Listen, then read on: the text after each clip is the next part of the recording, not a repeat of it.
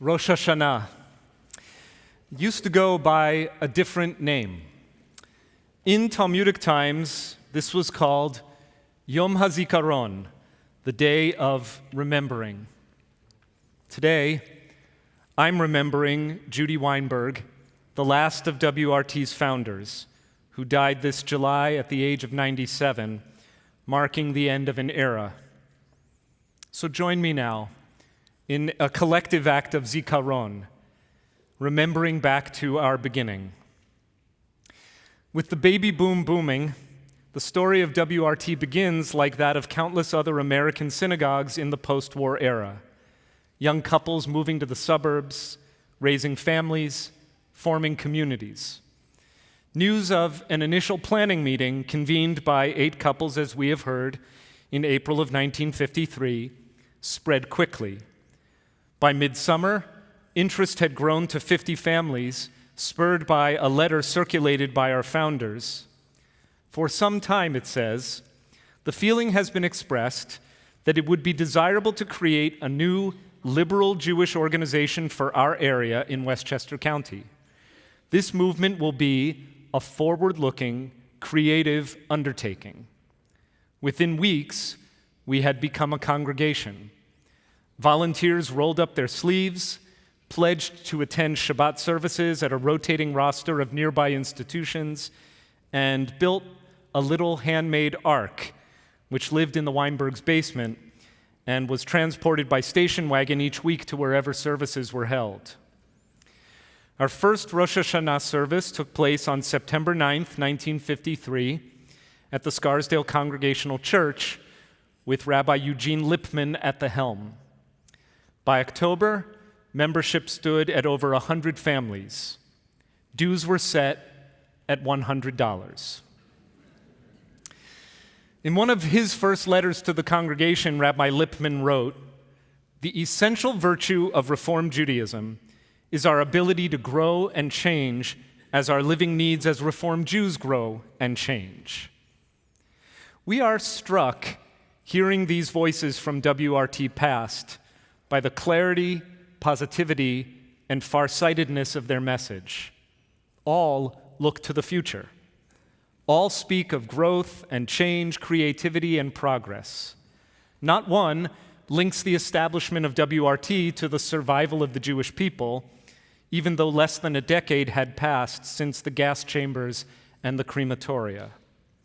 Not one mentions anti-Semitism, although in 1953, there were still neighborhoods in Scarsdale where it was an open secret that our people were not welcome.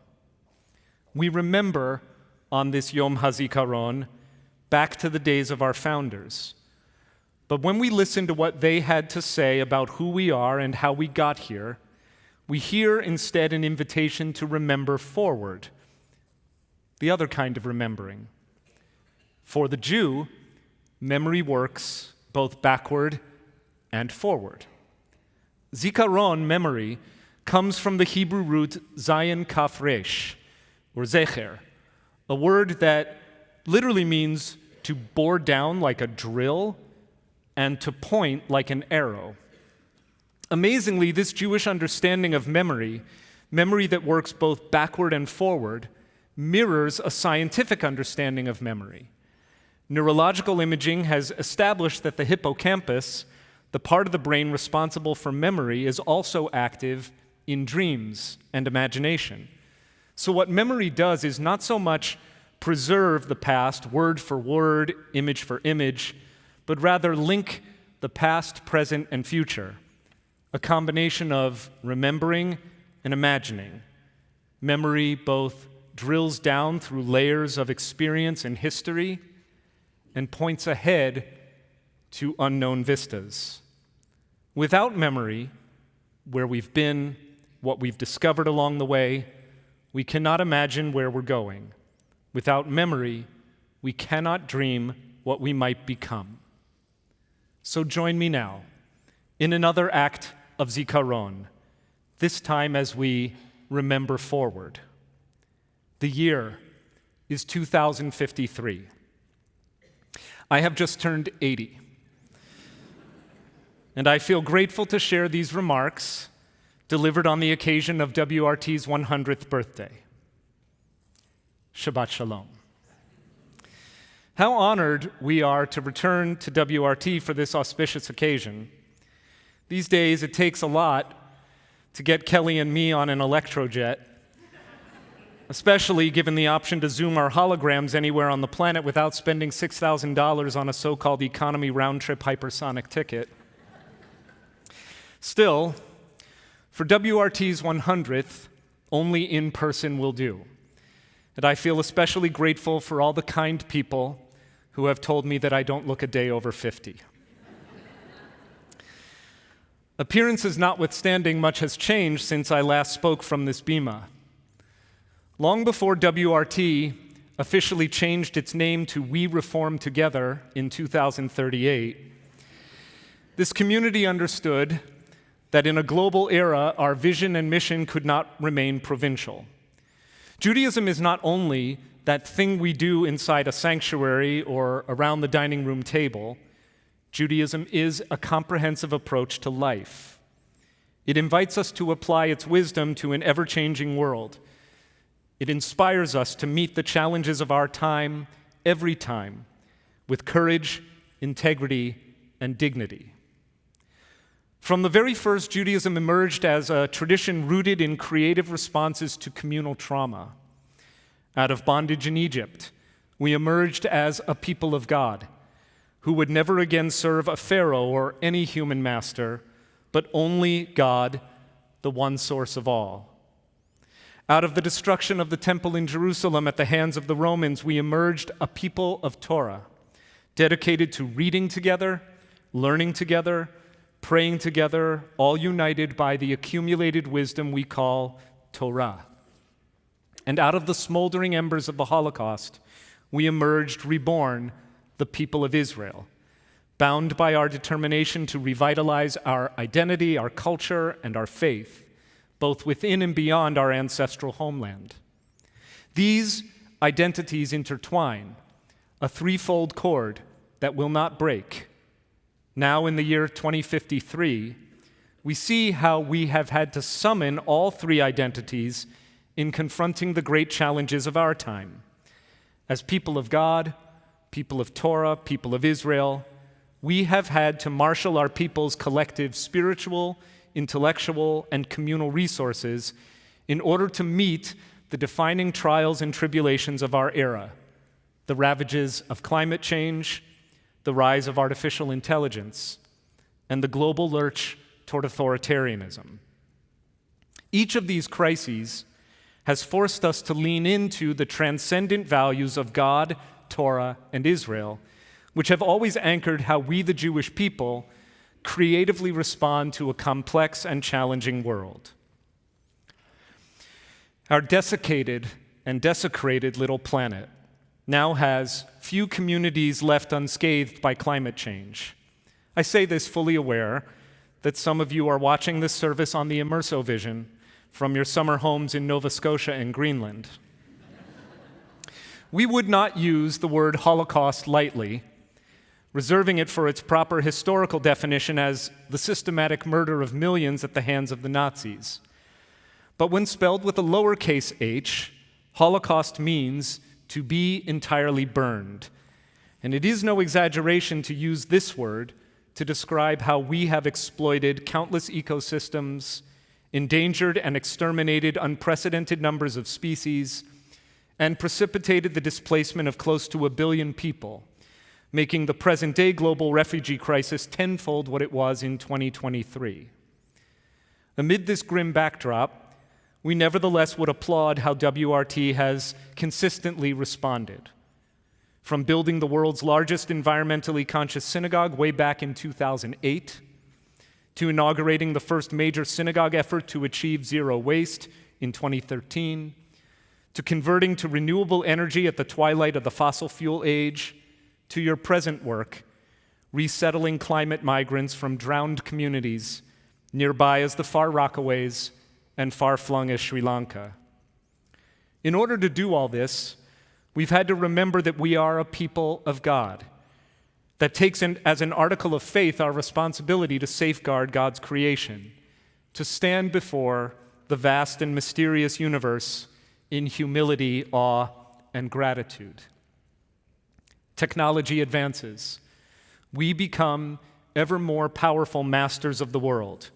We can now manipulate genetics, regenerate tissues, organs, and limbs, grow animal proteins in a lab, and as announced just last week, we can terraform 6 square kilometers of Martian soil into a working farm using seeds from the Svalbard Global Seed Vault in Norway.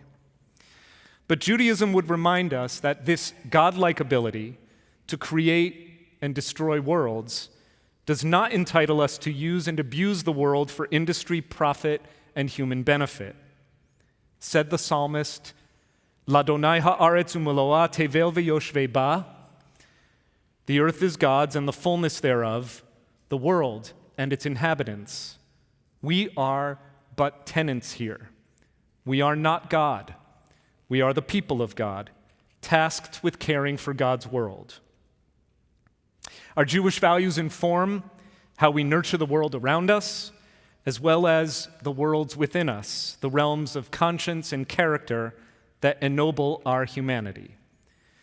Could the founding families of WRT have envisioned how thoroughly artificial intelligence would change our lives, to the point that we now stand on the cusp of a new era in human civilization, one that will fundamentally redefine the nature of human consciousness? And yet our founders labored so that their forward-looking creative undertaking would never shy away from applying the creative genius of the Jewish tradition to unprecedented challenges. Reform Judaism honors tradition while fully embracing modernity. It proposes that no matter how much may change in our world, no matter how far we advance in intelligence or power, we must maintain our moral compass. To this end, we appreciate that the technologies of our age have allowed us to live longer and healthier lives, to eradicate dreaded diseases, to lift millions from poverty, to explore new worlds.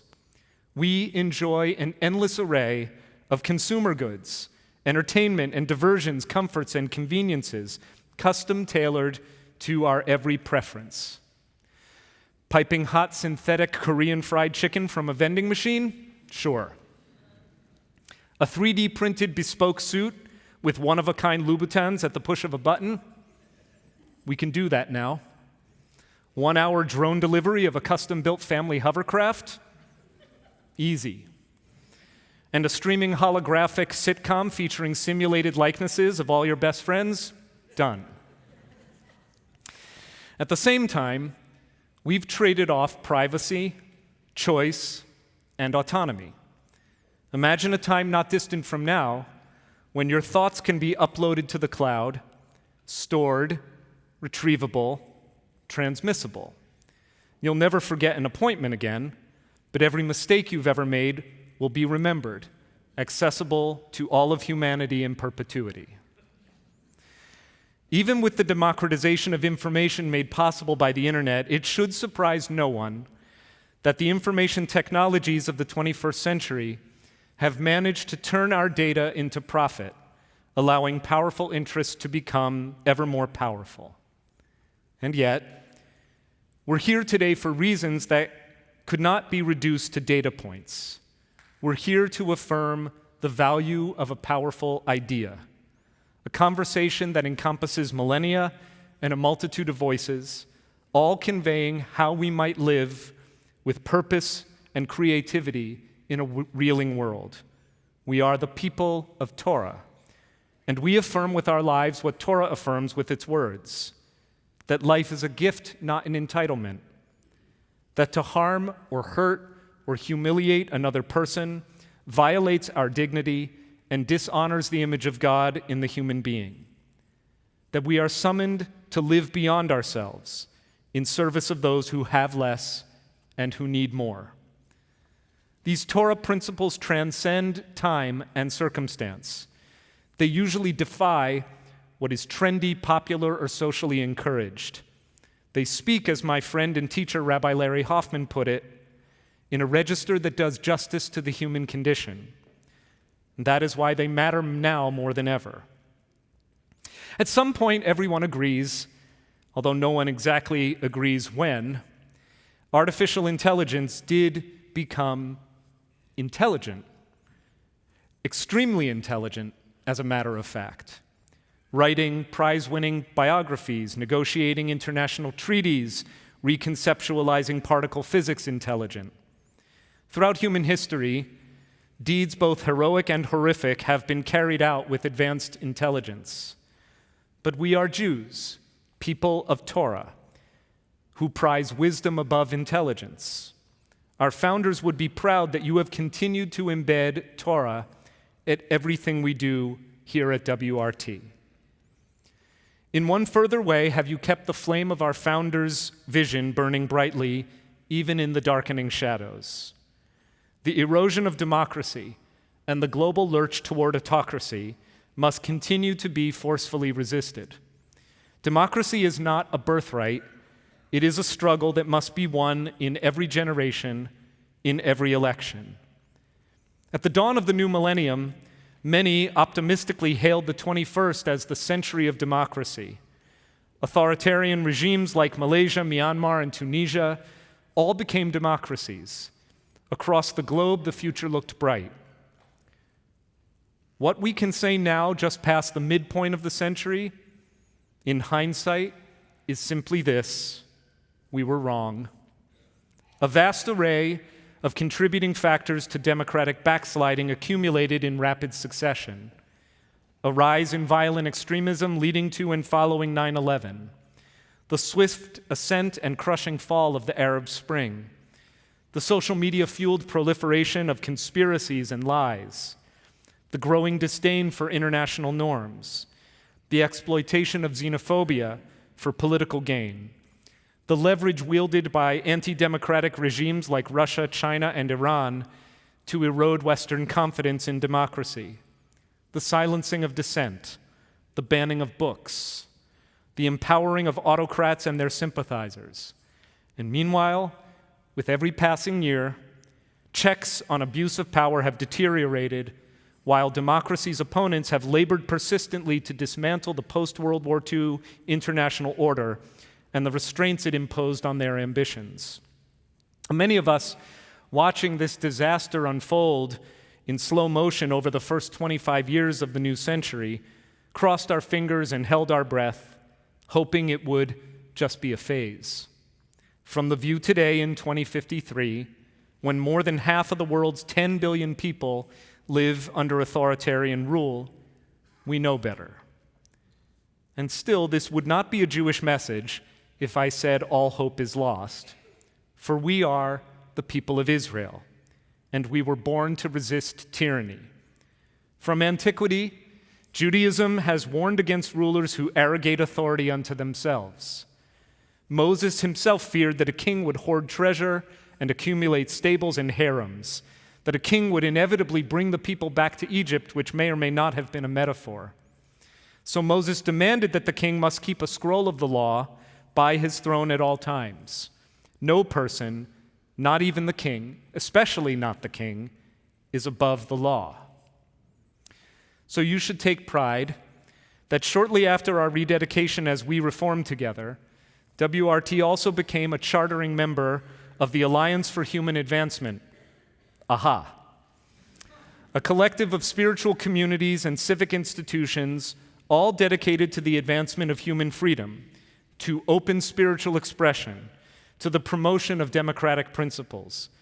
Since its founding in 2043, AHA has grown from 100 member institutions to over 25,000, operating chapters on every continent, in over 170 countries, and in all 52 United States. Thank you.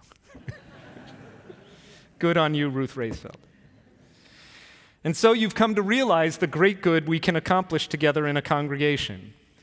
But what we can accomplish together as a global community is orders of magnitude greater.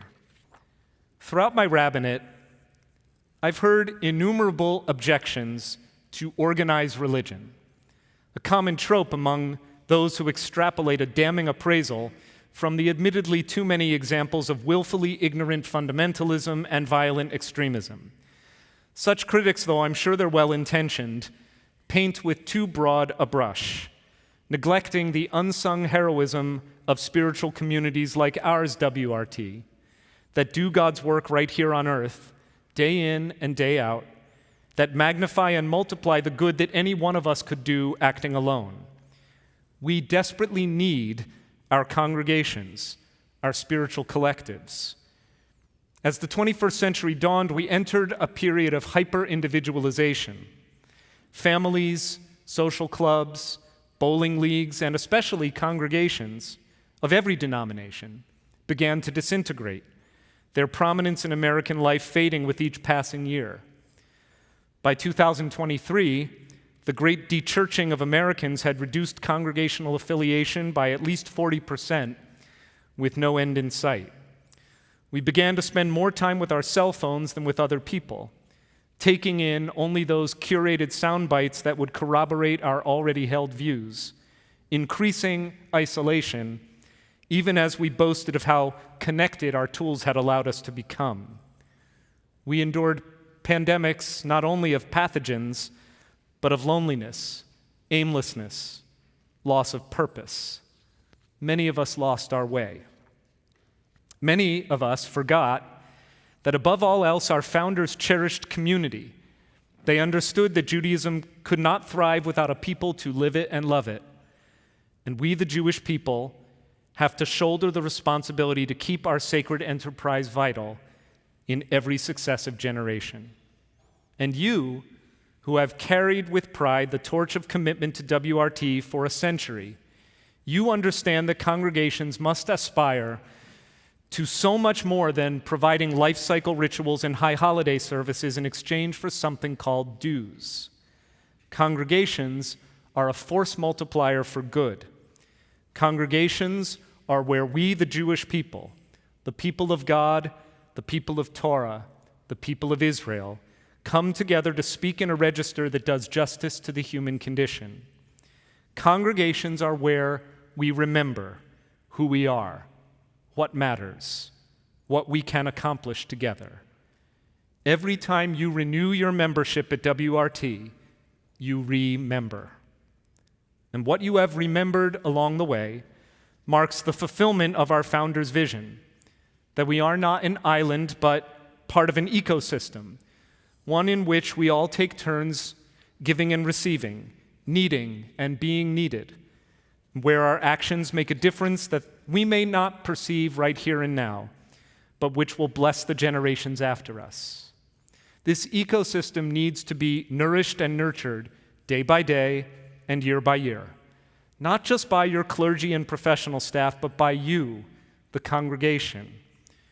For all of our advancements, when it comes to building a flourishing congregation, there is no substitute for rolling up your sleeves, showing up, and doing the work. And that, my friends, is what I hope we will all remember, backwards and forwards, on this day, the first of the next 100 years of our journey. But oh, I see, the flasher on the chronosync wants me to wrap this up. And I understand that Jack from Standing Room has prepared a lovely oneg. Some things never change. So Kelly and I will look forward to greeting you after services on the rooftop holodeck. Chazak ve'ematz, be strong and of good courage, WRT. And may God bless our work, bless our community, bless our people, bless the human family, and bless this little home we call the world. Amen.